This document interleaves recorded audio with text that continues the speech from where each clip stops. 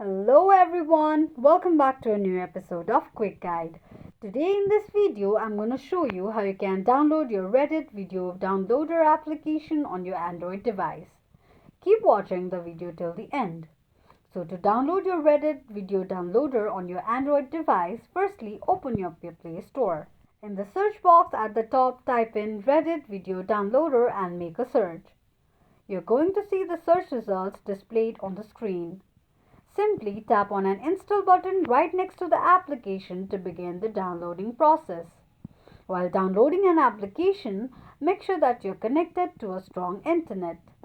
After installation process is completed, tap on open button to launch the application. Open the application and that is how you will be able to download your Reddit video downloader application on your Android device quickly and easily just in few steps. If you have any thoughts or queries, let us know in the comment section.